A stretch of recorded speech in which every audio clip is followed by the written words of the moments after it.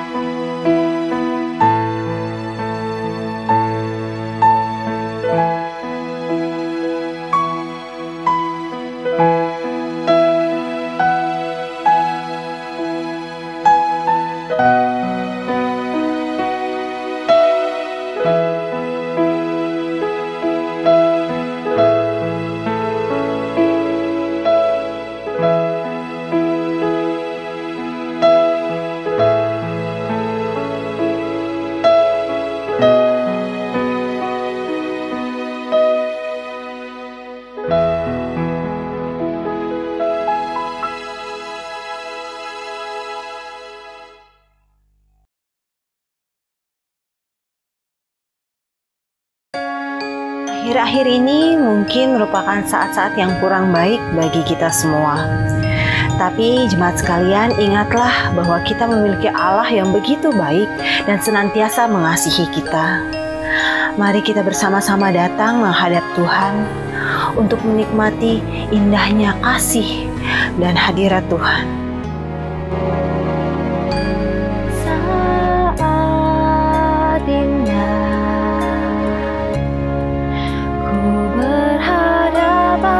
denganmu, memandang wajahmu, Yesus kekasih jiwaku.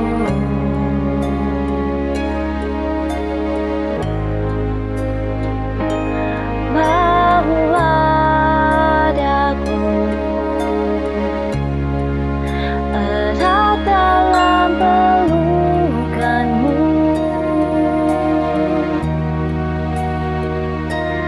menikmati kasih dan indahnya hadiratmu.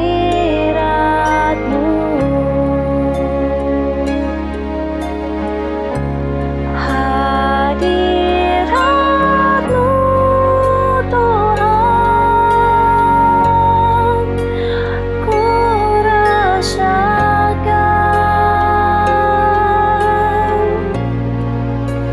kekudusan-Mu Bapa,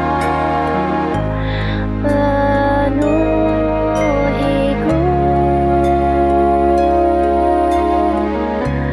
Ku rindu selalu diam dalam bait-Mu, menikmati kasih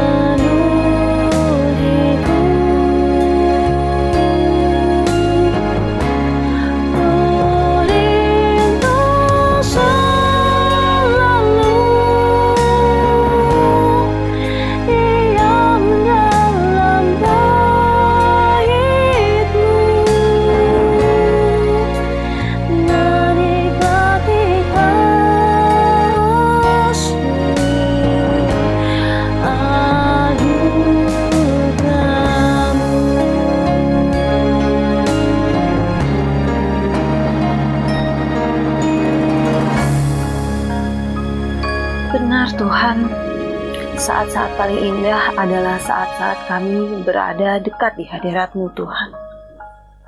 Terima kasih Tuhan, telah menjadi Allah yang begitu baik dan begitu mengasihi kami. Tuhan, kami percaya dimanapun kami berada saat ini, Engkau senantiasa hadir dan menyertai kami. Terima kasih Tuhan.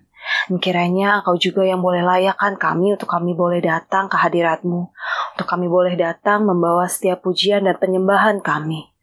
Dan kiranya pujian dan penyembahan kami boleh berkenan di hadapan-Mu Tuhan. Tuhan, berkati juga hamba-Mu yang akan menyampaikan firman-Mu pada hari ini. Biar kiranya firman yang disampaikan boleh kami dengar, kami ingat, dan kami lakukan di dalam kehidupan kami sehari-hari. Terima kasih Tuhan, Engkau yang memimpin ibadah kami dari awal hingga akhirnya. Di dalam nama Tuhan Yesus Kristus kami berdoa dan mengucap syukur. Amin.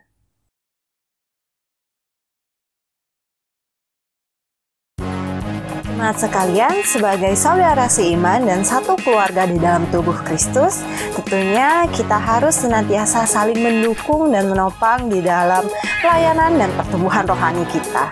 Mari kita sama-sama naikkan pujian ini, bertumbuh dalam kasih.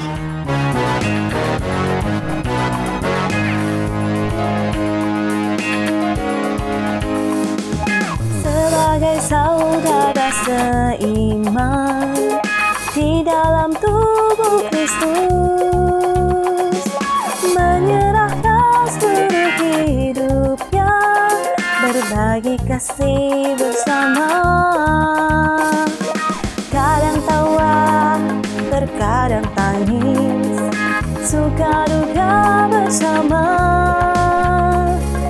Yang kuat menanggung yang lemah, dalam anugerahnya kita bertumbuh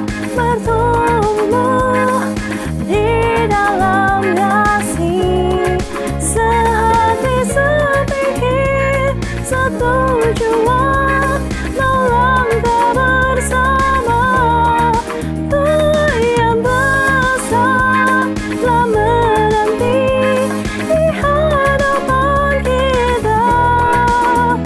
Siapkanlah dirimu, song-song hari esok, dan Tuhan dimuliakan melalui gereja-Nya.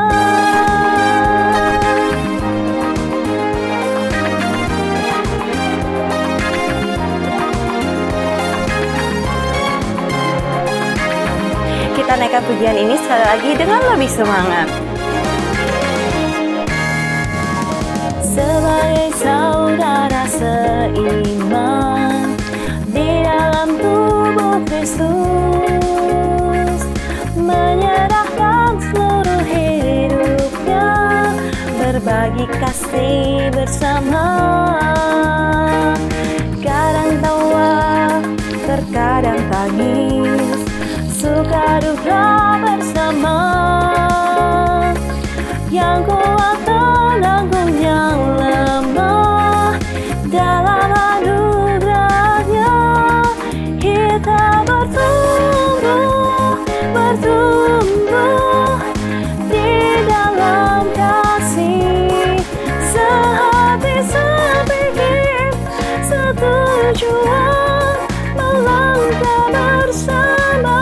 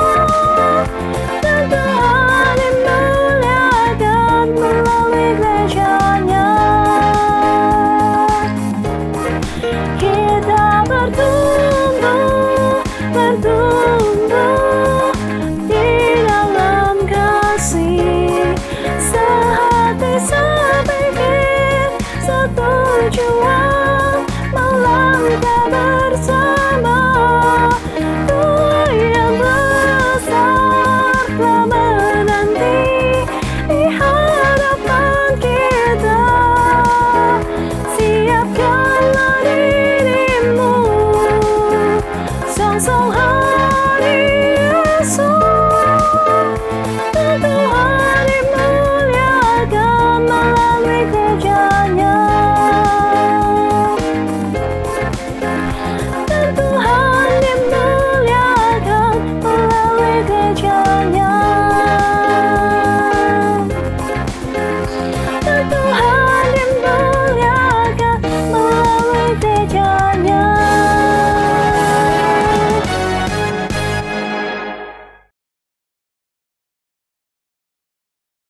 Jemaat sekalian, mari kita bangkit berdiri dan bersama dengan seluruh umat Tuhan di seluruh dunia, kita mau sama-sama mengakui iman percaya kita melalui pengakuan iman rasuli.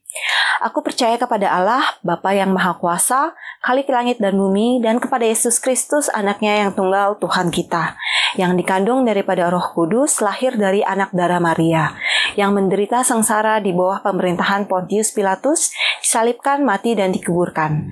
Pada hari yang ketiga, bangkit pula dari antara orang mati, naik ke surga, duduk sebelah kanan Allah, Bapa yang Maha Kuasa. Dan dari sana Ia akan datang untuk menghakimi orang yang hidup dan yang mati. Aku percaya kepada Roh Kudus, gereja yang kudus dan am, persekutuan orang kudus, pengampunan dosa, kebangkitan daging, dan hidup yang kekal. Amin. Jemaat dipersilahkan duduk.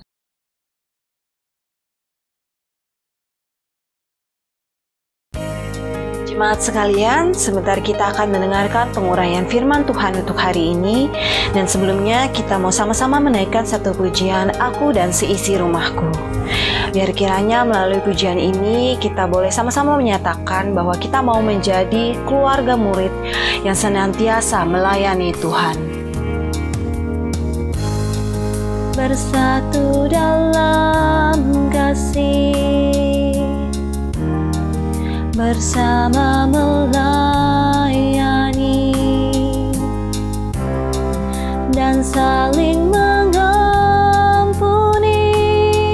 ini doa kami, ini rindu kami, aku dan seisi rumahku memuji dan memuliakan-Mu, penebusku, penyelamatku, penolong dalam hidupku, aku dan seisi rumahku mengangkat tangan bersatu hati mengasihi-Mu, melayani Tuhan seumur hidupku.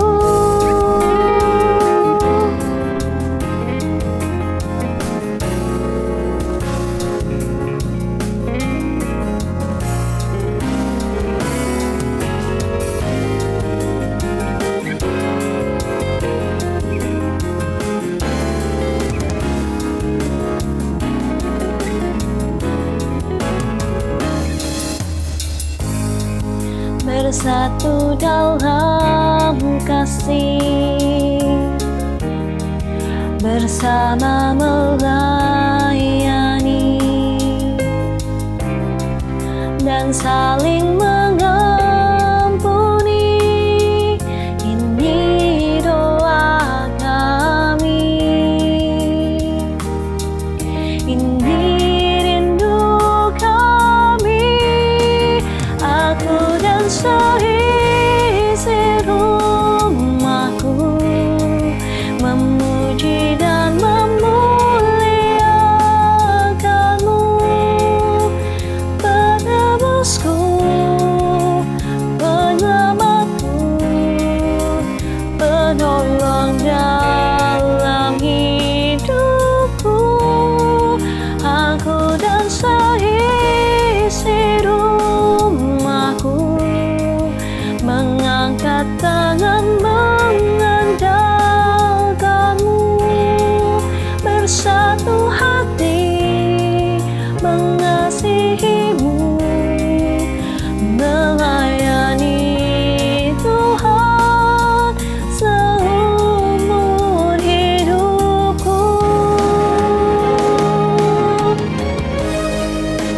Tuhan, biar kiranya ini menjadi kerinduan bagi setiap kami Tuhan. Kami boleh menjadi suatu keluarga yang senantiasa semangat dan terus-menerus melayani-Mu Tuhan seumur hidup kami.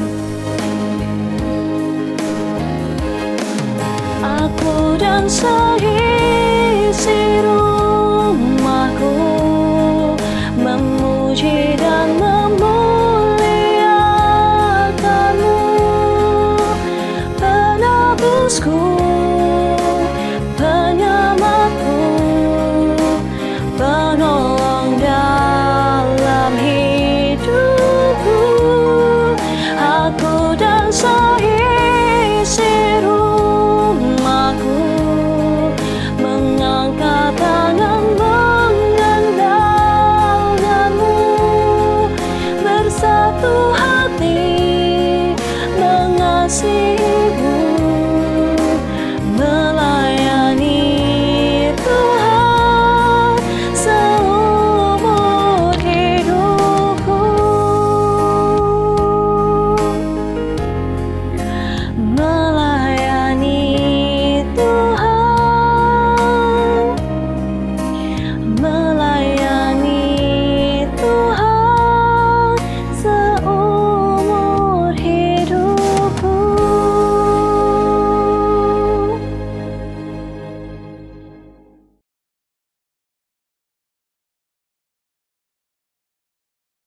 Shalom Bapak Ibu yang Tuhan kasihi. Pada hari ini, hari Minggu, di awal bulan Juli ini, kita akan bersama-sama belajar lagi dari firman Tuhan dengan tema kehidupan spiritual murid dalam keluarga yang menyala-nyala atau berkorban. Mari sebelum kita belajar lebih jauh akan topik ini, kita bersama-sama minta pertolongan Tuhan dalam kuasa Roh Kudus. Kita berdoa.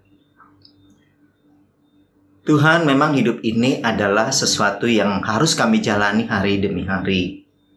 Dan ketika kami menjalaninya, maka spiritual kerohanian kami juga menentukan bagaimana kami sanggup menghadapi segala sesuatu yang ada dalam dunia ini. Baik itu dari dalam diri kami sendiri, dari luar, bahkan juga tantangan-tantangan kesulitan yang Tuhan izinkan untuk kami hadapi. Kami berterima kasih karena kehidupan kami di dunia ini tidak sendiri. Ada Engkau yang selalu bersama dengan kami. Karena itu kuduskanlah kami untuk menerima firman-Mu. Siapkan hati kami laksana tanah yang subur. Dan biarlah telinga kami menjadi telinga seorang murid yang mendengar dan melakukannya. Kuasai hati kami, baik hamba-Mu yang menyampaikannya maupun jemaat-Mu yang ada di rumah masing-masing. Berfirmanlah pada kami sekalian karena kami siap untuk mendengar suara-Mu. Dalam Yesus firman yang hidup itu, kami berdoa. Amin. Nah, Bapak Ibu yang Tuhan kasihi, dalam pembinaan selama bulan keluarga yang kemarin ya kita ikut selama 4 minggu, itu sebenarnya kalau kita renungkan atau refleksikan lebih jauh, lebih dalam, sebenarnya mereka itu lebih menekankan pentingnya spiritual atau kerohanian dalam keluarga. Ya, keluarga itu kan ada suami, ada papa, ada istri mama, dan juga ada anak-anak, ada cici dan koko, dan juga dede, dan lain sebagainya. Itu yang mereka tekankan, spiritual atau kehidupan kerohanian dalam keluarga. Nah, karena itu Bapak Ibu yang Tuhan kasihi, pada saat ini kita akan bersama-sama belajar dari firman Tuhan yang tertulis di 2 Timotius 1 ayat 1 sampai dengan ayatnya yang ke-7. Tapi saya akan membaca tidak semua ayat-ayat firman Tuhan ini akan saya baca, tapi ada beberapa hal saja. Khususnya saya akan membaca di dalam ayat firman Tuhan yang terdapat di ayat yang kedua. Dikatakan begini, kepada Timotius anakku yang kekasih, kasih karunia rahmat dan damai sejahtera dari Allah Bapa dan Kristus Yesus Tuhan kita menyertai engkau Timotius. Kemudian ayatnya yang ke-5 dikatakan, sebab aku teringat akan imanmu yang tulus ikhlas, yaitu iman yang pertama-tama hidup di dalam nenekmu Lois dan di dalam ibumu Onike, dan yang juga aku yakin hidup di dalam dirimu. Karena itu kuperingatkan engkau untuk mengobarkan karunia Allah yang ada padamu oleh penumpangan tanganku atasmu. Kemudian, sebab Allah memberikan kepada kita bukan roh ketakutan, melainkan roh yang membangkitkan kekuatan, kasih, dan ketertiban. Demikian jauh firman Tuhan kita, Bapak Ibu yang Tuhan Yesus kasihi. Nah, kita melihat bahwa dari bagian firman Tuhan ini, proses dari spiritual dalam keluarga yang terus berkobar. Kalau kita baca tadi ya, di dalam 2 Timotius 3 ini. Nah, kenapa Bapak Ibu? Karena dalam kehidupan ini kan kita tahu bahwa kadang ada tekanan hidup, juga ada serangan-serangan dari luar untuk kehidupan kita yang berbagai macam, dan juga mungkin ada tantangan, ada kesulitan yang kita bisa hadapi dalam hidup ini. Nah, itu semua sebenarnya adalah bagian dari proses kita menjalani kehidupan ini. Nah, kita menjalani proses kehidupan ini, Bapak Ibu, itu bisa berujung pada apa? Kita bisa burn out. Yaitu kita bisa jadi apa? Mungkin bosan, jenuh, malas, capek, dan lain sebagainya. Nah, dampaknya kemana? Yaitu tanpa kita sadar, itu dampak yang paling utama adalah relasi kita dengan Tuhan, relasi kita dengan sesama, dan dengan diri kita sendiri itu bisa berantakan semuanya. Dalam berelasi kita bisa menjadi emosi, jadi tidak terkendali. Dan dalam kondisi-kondisi seperti itu kadang kita kita susah untuk mencari Tuhan dan mencari Tuhan dan seterusnya. Nah, karena itu Bapak Ibu, dalam bagian firman Tuhan ini kita melihat, kita mau belajar ya sebagai murid Tuhan, bagaimana dua tokoh Alkitab yang ada ditulis di sini, yaitu Paulus dan Timotius, bagaimana mereka masuk dalam proses mereka bertumbuh menjadi murid Kristus. Dan kemudian tentunya juga mereka bertumbuh dalam spiritual kerohaniannya dalam keluarga. Dan kemudian juga mereka bertumbuh dalam pelayanan mereka masing-masing. Nah, Bapak Ibu yang terkasih, kita mau melihat pertama bagaimana spiritual dari Paulus. Yang pertama kita akan lihat dari Paulus. Nah, Paulus ini Bapak Ibu, kita tahu dia ini adalah seorang Farisi. Ya, dia seorang Farisi yang taat. Bahkan kalau kita baca dalam Filipi 3 ayat 5, di sana dituliskan bahwa dia tidak bercacat sebagai orang Farisi dalam melakukan hukum-hukum Taurat atau hukum-hukum Tuhan. Ini menunjukkan bahwa Paulus itu datang dari keluarga yang taat terhadap hukum-hukum Musa dan hukum-hukum Taurat dan hukum-hukum para nabi. Namun, ya, dalam hal dia mendapatkan spiritual dari keluarganya, dia masuk aliran atau mazhab Farisi, ya, yang lebih taat lagi dalam melakukan itu, bukan cuma soal taat atau tidak bercela dalam hukum Taurat, termasuk dalam tradisi-tradisi Yahudi juga. Nah, selain dia seorang Farisi, Paulus ini yang tadinya namanya Saulus, dia lahir di Tarsus, itu daerah Roma, ya. Namun ia besar di Yerusalem. Papa mamanya adalah orang Yahudi keturunan Benyamin. Nah, keturunan Benyamin itulah raja dari Saul. Keturunan dari Benyamin itu, Saul itu turunan dari sana. Di Yerusalem lah orang tuanya dari Paulus ini, ya, sebagai satu kewajiban bagi orang tua untuk mendidik anak-anak mereka secara hukum Taurat. Harus dididik secara hukum Taurat. Dan Paulus tidak tanggung-tanggung, Bapak Ibu. Dia dididik oleh seorang ahli Taurat yang dihormati pada zaman itu di Yerusalem, yang bernama Gamaliel. Ya, kalau Bapak Ibu baca di dalam Kisah 22 ayat 3, di sana dituliskan Paulus dididik oleh Gamaliel. Nah, jadi kita melihat keluarga Paulus ini ya, dari bagian ini kita lihat bahwa keluarga Paulus itu adalah keluarga yang memiliki spiritual yang kuat, ya, kerohanian yang kuat. Dan secara ekonomi mereka lumayan berada. Karena kenapa? Tidak gampang loh mau panggil seorang guru besar, ahli Taurat yang terhormat di zaman itu untuk mensekolahkan atau mendidik anak-anak secara hukum Taurat.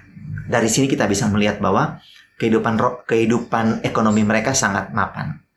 Nah, Bapak Ibu yang Tuhan Yesus kasihi, cuma sayang, meskipun dia hidup di didikan dalam keluarga Gamaliel, tapi sayangnya ini Paulus itu ikut aliran atau mazhab Farisi yang membuat akhirnya apa, Bapak Ibu? Kita tahu dia menjadi orang pembunuh, penganiaya jemaat dan beringas, ya, sadis, ya, tidak tanggung-tanggung. Sampai untuk hal itu kita tahu dia membuat surat untuk pergi ke Damsyik membunuh orang-orang percaya, orang-orang Kristen di sana. Nah, dari sini kita belajar ternyata pengaruh ikut sesuatu aliran atau bahkan mungkin pandangan hidup itu bisa sangat kuat membuat seseorang bisa jadi seperti Paulus. Ya, padahal spiritual keluarganya baik, tapi karena dia ikut aliran atau mazhab dari Farisi ini, wah, dia menjadi orang yang beringas, orang yang sadis, ya. Jadi Bapak Ibu, kita tidak bisa meremehkan aliran-aliran atau juga pribadi-pribadi yang seperti ini. Bahaya. Dan kita tahu bahwa Yesus itu mengalaminya. Orang Farisi, ya, para ahli Taurat itu membencinya. Dan itu mereka selalu provokasi jemaat, provokasi umat Tuhan supaya tidak ikut Yesus. Dan itu pun Paulus alami, Paulus lakukan. Namun karunia Allah pada Paulus mengubah 180 derajat. Paulus berbalik, dia bertobat, dan setelah peristiwa itu menjadi turning point bagi Paulus untuk masuk dalam proses spiritual rohani yang lebih dalam, masuk dalam proses belajar lebih dalam lagi dalam pemuridan, dan juga kemudian dia pelayanan. Paulus tinggalkan aliran Farisinya, aliran yang membenci Tuhan Yesus dan juga murid-murid dan orang Kristen. Itu dia tinggalkan. Dia berbalik. Dengan kata lain Bapak Ibu, turning point ini, berbalik 180 derajat ini, itu membentuk Paulus menjadi murid Kristen, menjadi murid Kristus, dan kemudian dia mengambil bagian dalam pelayanan bersama dengan siapa Bapak Ibu? Dengan Barnabas. Ya. Kita lihat di dalam Kisah 9 ayat 27, kalau Bapak Ibu baca di sana bagaimana dia melayani bersama Barnabas. Juga Kisah Rasul 13 ayat 4, bagaimana di sana dia juga dituliskan melayani bersama dengan Barnabas. Bahkan kita melihat ketika dia menjadi murid juga Alkitab mencatatnya. Dia menjadi murid Kristus itu Bapak Ibu bisa lihat dalam Kisah 9 ayat 18 sampai 19. Dalam Filipi 3 ayat 78. Ya, di sana dituliskan bagaimana Paulus itu menjadi murid, ya, dan kemudian dia melayani Tuhan. Jadi Bapak Ibu sebenarnya paling ideal, paling bagus sebenarnya di gereja, yaitu sebelum orang melayani, harusnya dia ikut pemuridan dulu. Why? Mengapa? Karena di dalam pemuridan inilah kita dibentuk, kita diproses. Yang diproses itu apa Bapak Ibu? Bukan otak kita, tapi karakter kita. Karakter Kristus. Dan itu tidak mudah. Kita harus berproses. Paulus juga tidak tiba-tiba dia bertobat 180 derajat, dia langsung melayani. Tidak. Dia ikut dulu pemuridan bersama dengan rasul-rasul. Ya, baru kemudian dia melayani. Kenapa? Karena di dalam proses pemuridan itulah hati Kristuslah yang akan mau dibentuk. Kalau enggak, bahaya. Kita sudah melihat kan, sudah tahu bagaimana orang Farisi dalam melayani. Mereka anggap mereka itu melayani Allah. Ya. Tapi hati mereka sebetulnya tidak. Nah ini kenapa Bapak Ibu kita perlu ada dalam proses pemuridan. Karena ini akan membentuk spiritual kita secara pribadi dan membentuk spiritual keluarga dan juga anak-anak. Nah, karena itu mari kita bersama-sama untuk ikut kelompok pemuridan. Mungkin kalau sudah suami istri, sudah punya anak, mungkin repot, ya. Tapi nanti minggu depan saya akan tunjukkan kepada Bapak Ibu bahwa ada keluarga, toh mereka bisa ikut pemuridan. Jadi itu tergantung dari mana? Ya dari hati kita. Dari kesadaran kita bahwa pentingnya pemuridan itu, pentingnya proses itu. Karena itu akan membentuk hati. Ya, kita tahu di dalam bulan keluarga dikatakan bahwa kita itu seperti besi menajamkan besi. Jadi bukan cuma membentuk secara emosi, tapi juga membentuk apa? Karakter dan hati kita. Nah, karena itu Bapak Ibu, mari ya bersama-sama kita ikut pemuridan. Yang kedua, selain Paulus, hal yang sama juga dialami oleh Timotius, Bapak Ibu. Timotius ini adalah anak murid dari Paulus. Ya, kita tahu dia sebagai anak murid dari Paulus. Spiritualnya itu datang dari mana, Bapak Ibu? Alkitab menuliskan tadi kita udah baca dalam ayat 5 dari 2 Timotius 1 ayat 5 dikatakan spiritualnya itu datang dari neneknya Lois dan turun ke ibunya yang bernama Onike. Jadi lihat spiritual keluarga di sini. Dari nenek turun ke ibunya. Dari ibunya turun ke siapa? Ke anaknya yang bernama Timotius. Dan karena itu Paulus katakan, saya yakin itu juga yang ada padamu. Nah, Bapak Ibu, kalau kita baca dalam, misalnya kita lihat dalam kisah Rasul 16, ya, kalau kita baca Bapak Ibu di sana, itu di sana dituliskan bagaimana Timotius. Siapakah dia ini Timotius? Saya akan baca buat Bapak Ibu, dikatakan Paulus datang juga ke Derbe dan ke Listra. Di situ ada seorang murid bernama Timotius.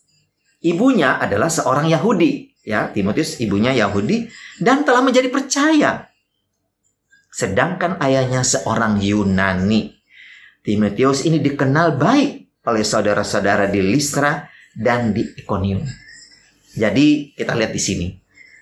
Paulus, dia spiritualnya, kerohaniannya itu terbentuk dari mana? Dari keluarga yang turun-temurun. Ya.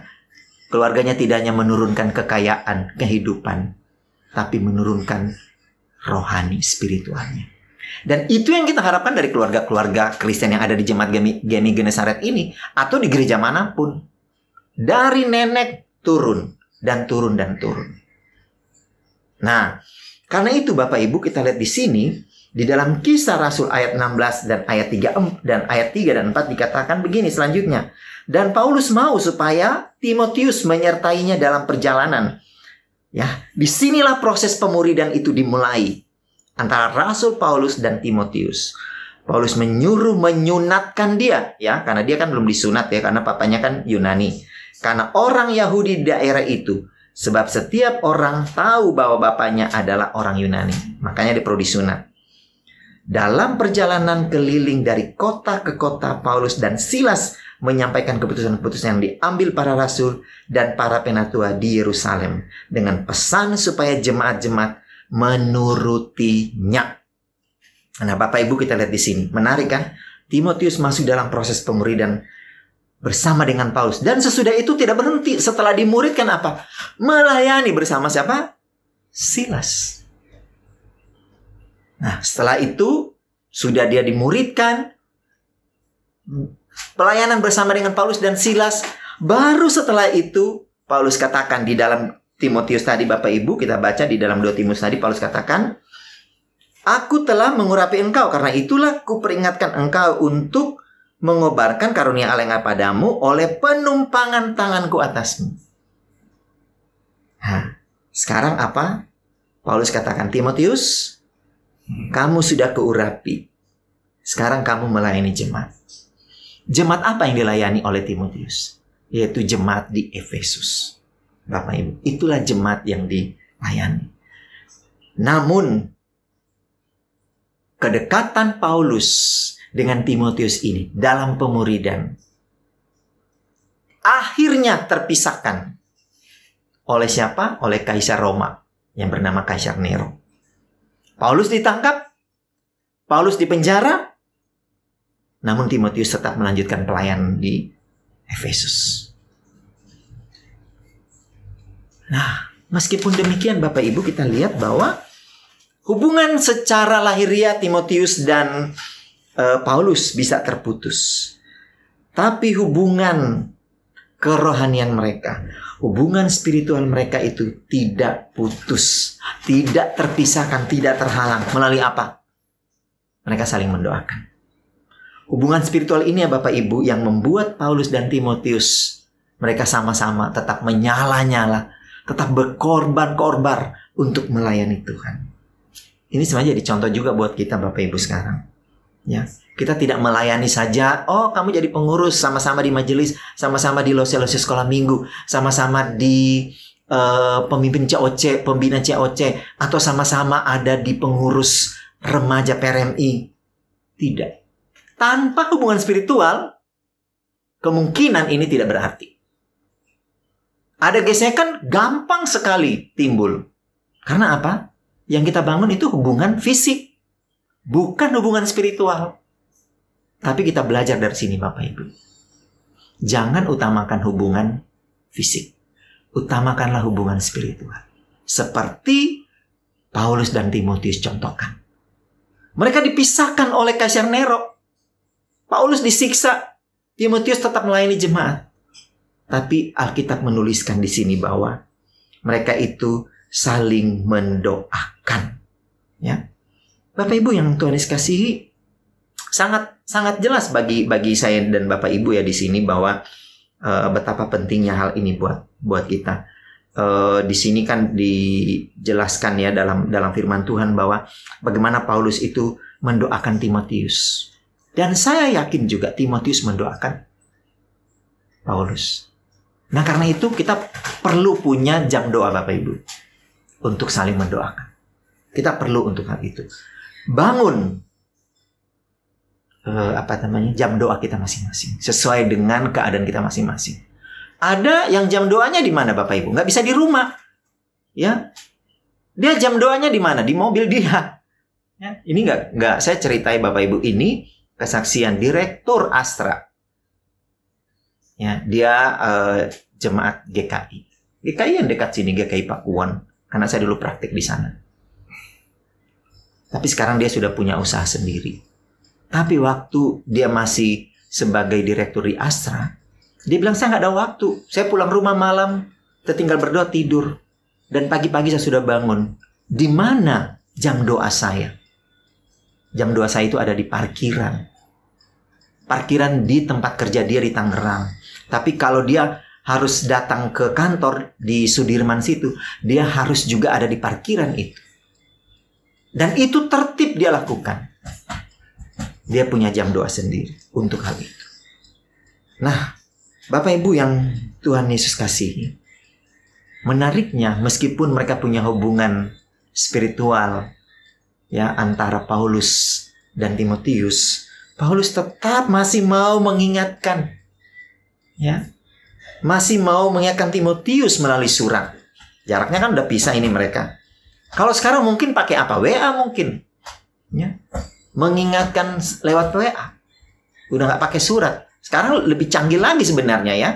Nah mungkin kalau dulu Paulus sudah bisa WA, gampang aja tinggal Paulus ketik, kirim ke Timotius. Timotius ya, saya mau ingatkan kamu ya. Apa yang Paulus ingatkan? Supaya kamu terus mengobarkan hati yang melayani dengan memiliki 3 karunia Allah. Yaitu kekuatan. Di sini dibilang di sini ya, di dalam pasal 1 tadi, pasal 2 Timotius 1 ayat 7, kekuatan, kasih, dan ketertiban. Paulus ingatkan, Timotius, kamu harus memiliki 3 hal ini untuk kamu bisa mengobarkan hati yang melayani dengan menyala-nyala. Untuk supaya spiritual keluargamu itu yang sudah kamu terima dan atas juga pengurapanku itu bisa terus menyala-nyala, terus terkobar. Karena apa? Kekuatan itu berarti Roh Kudus menjadi sumber kita dalam kita melayani. Sumber spiritual saya dan Bapak Ibu melayani. Karena itu andalkanlah Roh Kudus dalam melayani, dalam bekerja juga, dalam membina keluarga, dalam membangun keluarga. Karena dialah sumber kekuatan. Andalkanlah ini. Kalau kita andalkan pikiran kita, andalkan kemampuan kita, nggak bisa Bapak Ibu. Nggak seberapa. Karena itu andalkan itu. Nah, kalau kita memiliki jam doa, ini salah satu. Yang kedua, dikatakan memiliki kasih. Ya. Dasar untuk membentuk hati yang mengasihi itu adalah kasih. Kasihlah yang menjadi dasar membentuk saya dan Bapak Ibu untuk mengasihi Tuhan dan juga mengasihi sesama. Kalau ada kasih, ketika kita berbenturan dengan orang lain, maka yang kita lakukan itu adalah apa Bapak Ibu? Kita mendoakan orang itu. Meskipun menyakitkan, meskipun kita terasa itu dianiaya secara batin. Tapi kalau kita punya kasih, kita doain orang itu. Dan bahkan kita bukan cuma mendoain orang itu, kita minta hikmat. Supaya Tuhan menolong dia, Tuhan menolong saya juga. Sama-sama kita ditolong. Kalau di sana nggak punya kasih, ya itu terserah yang bersangkutan. Tapi bagian kita adalah mendoakan. Supaya dia dapat kekuatan, kita juga dapat kekuatan. Dia diubahkan supaya terus memiliki kasih, kita juga sama. Dan yang ketiga, yaitu ketertiban. Nah, ketertiban ini Bapak Ibu, ini berbicara tentang tanggung jawab. Tanggung jawab untuk apa? Untuk mengatur hidup. Timotius diminta untuk mengatur hidup. Untuk mengatur pelayanan yang dia sedang kerjakan. Nah, jadi pengaturan ini bisa di soal masalah di rumah, bisa juga soal dalam gereja, bisa juga ketertiban di dalam kerja. Ini semua jadi itu tanggung jawab. Ya. Tanggung jawab saya misalnya untuk tertib, ya harus jauh-jauh hari persiapan. Karena itu saya nggak bisa persiapan firman Tuhan itu mepet-mepet. Karena itu harus dieksegese dulu, digali dalam-dalam. Kenapa Paulus berkata seperti ini? Apa maksudnya? Bagaimana latar belakangnya? Jadi kita bukan membawa firman Tuhan kasih motivasi, bukan. Motivasi, tapi dasarnya adalah penggalian. Nah, kalau 3 karunia Allah ini yang Paulus yakin ada pada Timotius, itulah yang akan membuat Timotius mampu menghadapi berbagai tekanan dalam pelayanan. Karena dia masih muda. Menghadapi serangan-serangan, tantangan yang dihadapi, kesulitan. Bahkan juga mungkin bisa berujung pada apa? Burnout. Jadi jenuh. Bisa. Tapi kalau ini di-manage, diatur sedemikian rupa, itu bisa saja ada Bapak Ibu. Saya pun sama mengalaminya. Tapi itu kan kita perlu atur. Bukan tidak ada kita tidak mengalami. Ini ada. Tapi Paulus kasih seperti tips kepada Timotius. Lakukan 3 ini. Kalau kamu lagi burn out, minta kekuatan dari Tuhan. Kalau kamu lagi burn out karena hubungan dengan teman, dengan siapapun kurang baik gitu ya, rasa di hati itu ada sesuatu yang mengganjal, miliki kasih. Dan kalau hidup kita tidak tertib, minta supaya Tuhan tertibkan. Nah, inilah yang memungkinkan kita bisa menghadapinya. Karena itu Bapak Ibu, sebagai penutup dari firman Tuhan ini, mari kita refleksikan. Yang pertama, bagaimana pertobatan saya? Bagaimana saya awal bertemu dengan Tuhan? Bagaimana awal mula saya disadarkan oleh Roh Kudus untuk mengawali spiritual rohani saya sebagai seorang murid? Itu perlu Bapak Ibu tahu. Kapan ya Tuhan sadarkan? Sehingga saya itu mencintai Tuhan. Ya. seperti Paulus, seperti Timotius. Paulus dan Timotius itu beda, Bapak Ibu. Ya, satu pertobatannya di Damsik dengan cara yang ajaib begitu, tapi kalau Timotius tidak. Beda. Hanya Paulus ketemu Timotius terus minta, "Yuk, gabung." Dan dia mau, udah langsung masuk pemuridan. Jadi beda-beda, tidak sama setiap orang. Yang kedua, mari masuklah dalam pemuridan. Proses untuk kita bersama-sama membentuk karakter Kristus dalam kita melayani, dalam kita bekerja, juga membentuk hati kita, hati yang selalu rendah hati. Ini semua ya tidak datang dengan sendirinya, Bapak Ibu. Itu ada prosesnya, ya, untuk membentuknya. Kita butuh orang lain. Ingat ya, besi menajamkan besi. Kita butuh orang lain untuk menolong kita supaya terbentuk karakter kita, terbentuk hati yang rendah hati. Dan kita perlu menjaga hubungan spiritual dengan orang lain. Pemimpin kelompok dengan anak kelompok pemuridannya. Bangun spiritual rohani yang seperti Paulus dan Timotius. Atau mungkin gembala sidang dengan jemaat. Gembala sidang mendoakan jemaat. Pertanyaannya, jemaat mendoakan gembala sidangnya enggak ya? Nah, karena itu saya bersyukur sekali kalau Bapak Ibu kirim pokok doa, kasih itu contoh, doain ya, itu pasti saya doakan. Karena untuk membuat jam doa itu ada, Bapak, itu harus disengaja. Intensional itu harus, kalau enggak kita enggak akan ada jam doa untuk pribadi kita, untuk keluarga kita. Itu memang harus disediakan, harus disiapkan, nggak bisa datang dengan sendirinya. Karena itu apa? Tanggung jawab tadi, ketertiban, tanggung jawab. Dan jemaat mendoakan gembala sidangnya. Terus apa lagi? Ya, jemaat mendoakan jemaat yang lain. Kalau ini ada, Bapak Ibu, di gereja kita ini, GMI Genesaret, ini akan membentuk satu atmosfer yang punya ciri khas. Bahwa gereja Genesaret itu mereka saling mendoakan. Ya, tapi itu mulai dari mana kita lihat? Dari keluarga tadi, spiritual, rohani. Timotius itu datang dari keluarga, dari neneknya. Timotius sama juga. Dari mama dan papanya. Ya, mamanya Yahudi, papanya Yunani. Beda suku. Tapi lihat, spiritual rohaninya sangat dahsyat. Dan itu membentuk Timotius.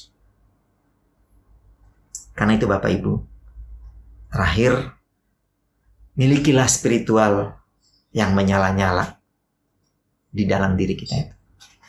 Spiritual yang datang dari Roh Kudus. Spiritual itu bisa saja Bapak Ibu, dia datang ya dari datang dari keluarga, ya, dari kakek, nenek, papa, mama, dan terusnya kepada saya dan Bapak Ibu. Tapi kalaupun tidak datang dari keluarga, dari kakek kita, dari nenek kita, dari papa dan dari mama kita, mestinya itu juga bisa datang dari kita mungkin secara pribadi. Karena kita yang pertama mengalaminya itu bersama dengan Tuhan. Kita yang pertama disadarkan. Nah, mulailah dari diri Anda untuk spiritual rohani dalam keluarga. Tapi kalaupun dari kakek nenek kita tidak ada, papa mama tidak ada, dari diri kita sendiri juga mungkin belum ada, berarti dari mana Bapak Ibu? Dari komunitas ini, gereja GMI Genesaret. Kemarin ini sudah ditekankan juga oleh contoh Karmelita. Kalau anak-anak itu tidak dapat dari orang tuanya, tapi harusnya gereja ini bisa dia dapatkan hal itu. Tapi gereja yang bisa membuat anak-anak itu memiliki spiritual rohani yang menyala-nyala, itu harus gereja yang berfokus pada pemuridan dan kesehatan. Harus berfokus ke situ. Karena saya sudah jelaskan tadi, pemuridan itu adalah proses membentuk siapapun. Baik Paulus, Timotius. Dan harus sehati juga. Jangan gembala sidangnya mau lurus, jemaatnya mau kita ke kiri aja ya. Yang satu bilang, enggak, kita ke kanan aja. Ya enggak ketemu-ketemu. Gimana gereja itu mau berkembang? Gimana gereja itu bisa berjalan? Kalau kita tidak punya visi yang sama, kita tidak punya tujuan yang sama, masing-masing punya tujuan beda. Saya dulu pernah, untuk menutup ini saya cerita. Saya dulu Tuhan izinkan pergi ke Korea Selatan. Dan saya bersyukur dibawa atau datang ke satu, kayak mereka itu seperti kalau sekarang itu Bible Camp yang dibuat oleh Stephen Tong sekarang ya. Atau kalau waktu itu mereka buat bukan Bible Camp tapi Early Morning Pray di gereja di Myeongsung di Seoul. Dan waktu saya datang itu Bapak Ibu, menariknya ya, sangat menarik Bapak Ibu. Ya, gereja ini benar-benar gereja yang diberkati Tuhan. Terus saya tanya, bagaimana bisa? Jadi mereka memang mengutamakan doa dan pemuridan. Ya, memang ini gereja Protestan. Padahal di situ waktu itu bertumbuh-tumbuhnya gerejanya Choyonggi, ya, gereja karismatiknya Choyonggi. Tapi gereja ini Bapak Ibu lebih bisa berkembang. Dia punya pos-pos pelayanan begitu banyak. Nah, mereka itu punya itu ya, early morning prayer. Jadi jam 4 subuh sudah berdoa pagi-pagi. Nah, sekali waktu kita makan saya tanya, gimana sih gereja ini sampai seperti ini? Apakah di dalam kepemimpinan satu dengan lainnya itu selaras? Terus itu wakil gembalanya bilang gitu. Dia bilang karena kita pakai bahasa Indonesia tapi diterjemahkan ke bahasa Korea. Karena rata-rata mereka susah bahasa Inggris gitu ya. Terus diterjemahkan ke bahasa Korea. Dia bilang begini, dulu katanya, jadi ada 2 hamba Tuhan di situ. Satu mau yang sekarang, jadi mengutamakan doa dan pemuridan. Yang satu nggak mau. Yang satu maunya seperti ala-ala Choyonggi, gitu ya. Jadi beda. Yang satu mau ini, yang satu mau ini. Yang satu mau pemuridan dan doa, ya. Yang satu maunya nyanyi-nyanyi, acara-acara. Dan akhirnya di dalam pergumulan itu tidak boleh dua-dua. Jadi pilih satu. Akhirnya jemaat kita memilih pemuridan dan doa. Dan ternyata terbukti. Ya sudah, satu hamba Tuhan itu nggak mau, ya dia out. Karena nggak sevisi. Susah kalau nggak sevisi dalam gereja itu pasti nggak akan bisa berkembang. Karena ada saja tantangan-tantangannya. Nah, kira ini Bapak Ibu menjadi pelajaran buat kita. Betapa pentingnya spiritual dalam keluarga itu. Tapi kalau dalam keluarga belum ada, bisa mulai dari diri kita. Kalau dalam diri kita tidak ada, tentunya gereja bertanggung jawab untuk itu. Mari Bapak Ibu, para majelis, pengurus sekolah minggu dan remaja, pemimpin-pemimpin COC, pemimpin kelompok pemuridan, dan seluruh jemaat. Mari kita bersama-sama membangun gereja ini dengan prinsip yang sama. Supaya nanti ke depan, kalau Bapak Ibu menjadi keluarga yang menurunkan spiritual kerohanian kepada anak-anak. Dan itu sudah kita belajar kemarin. Hanya bisa kalau ada contoh. Kalau nggak ada contoh, nggak bisa. Kiranya Tuhan memberkati dan menolong kita sekalian. Mari kita berdoa. Tuhan Yesus yang penuh rahmat dan penuh kasih, penuh kuasa, penuh kekuatan, penuh anugerah dan ketertiban. Terima kasih karena kami boleh belajar betapa pentingnya spiritual keluarga yang ada di dalam keluarga Paulus, yang ada dalam keluarga Timotius. Dan itulah yang mereka turunkan di dalam mereka melayani. Kiranya itu juga ada pada diri kami, ada pada keluarga kami, ada pada gereja kami, supaya gereja ini bisa bertumbuh sesuai dengan kehendak-Mu ya Allah. Jangan biarkan kami berjalan dengan pikiran kami sendiri, tapi tuntunlah kami ya Allah Roh Kudus dalam Yesus Kristus, supaya kami berjalan seperti Yesus berjalan.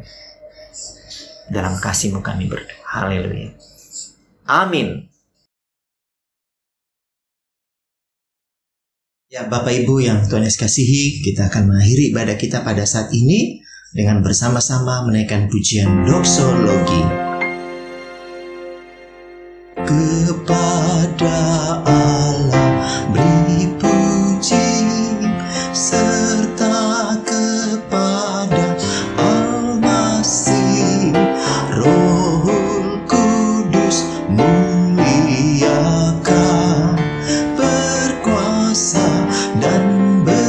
kasihan. Amin.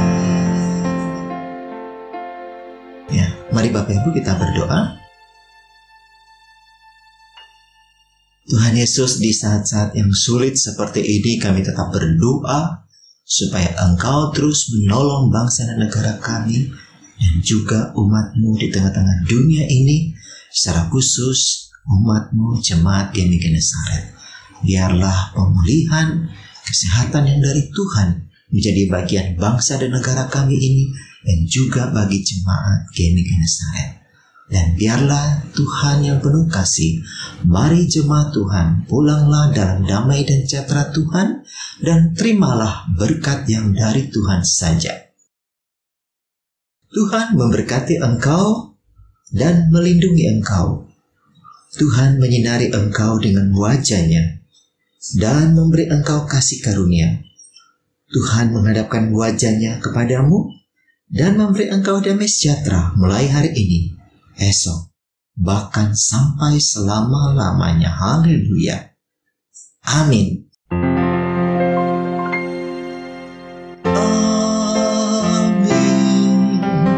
Amin. Amin.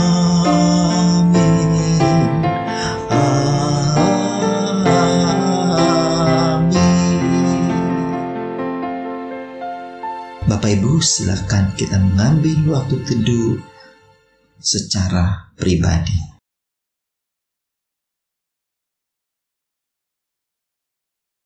Amin. Salam Bapak Ibu yang Tuhan Yesus kasihi, kita akan bersama-sama mendengarkan warta kita di Minggu tanggal 4 Juli tahun 2021. Yang pertama kami mau ingatkan bahwa minggu depan kita ada ibadah juga, tapi minggu depan itu ibadahnya via Zoom pada tanggal 11 Juli 2021, dan tema untuk minggu yang akan datang itu adalah pemuridan dalam keluarga. Relevankah? Eksposisi pemuridan Rasul Paulus bersama dengan keluarga Aquila dan Priscilla. Dan minggu depan bisa kita bersama-sama mendengar firman Tuhan dengan tema ini. Kemudian kami ingatkan juga bahwa pada tanggal 8 Juli tahun 2021 pada pukul 7.30 malam kita ada doa malam dalam bentuk gerakan saling mendoakan. Nah, Bapak Ibu, terus mari bersama-sama kita berdoa untuk bangsa dan negara kita, untuk keluarga kita, dan tentunya untuk diri kita sendiri. Dan bagi Bapak Ibu yang punya pokok doa, bisa mengirimkan pokok doa Bapak Ibu kepada Saudari Lia.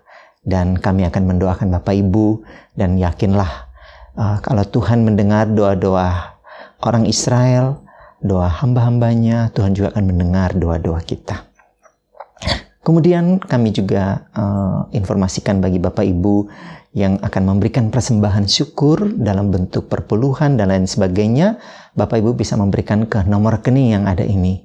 Dan bagi Bapak Ibu juga yang ingin berpartisipasi dalam dana pembangunan gereja kami, Bapak Ibu bisa memberikan ke nomor rekening yang ada ini. Dan kami mengucapkan terima kasih kepada Bapak Ibu yang terus mendukung pekerjaan Tuhan melalui GMI Genesaret.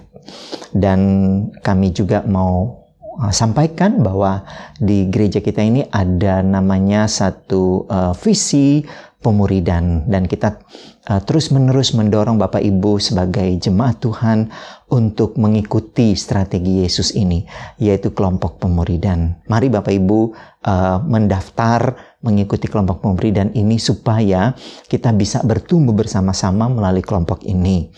Dan nanti saya ingatkan lagi bahwa pada tanggal 18 Juli ini ada overview tentang kelompok pemuridan. Bapak Ibu bisa mengikutinya pada jam 12 sampai jam 1 siang melalui via Zoom tentunya. Nah, kiranya Bapak Ibu bisa lebih dalam lagi tentang kelompok pemuridan ini. Dan kami ingatkan juga Bapak Ibu bahwa di masa-masa yang seperti ini kami juga terus mengajak Bapak Ibu untuk tetap berdoa, ya, supaya negara kita ini COVID-nya bisa melandai, dan keluarga-keluarga kita, mungkin sahabat kita atau jemaat kita yang mungkin kena COVID, mereka bisa tersembuhkan dan terpulihkan dalam kasih sayang Tuhan. Dan akhirnya saya mengucapkan selamat hari Minggu buat kita semua. Happy Sunday for all. Dan ingat pesan bangsa dan negara ini untuk menjaga protokol kesehatan. Dan ingat, selalu tetap berdoa. Tuhan memberkati kita sekalian. Haleluya. Amin.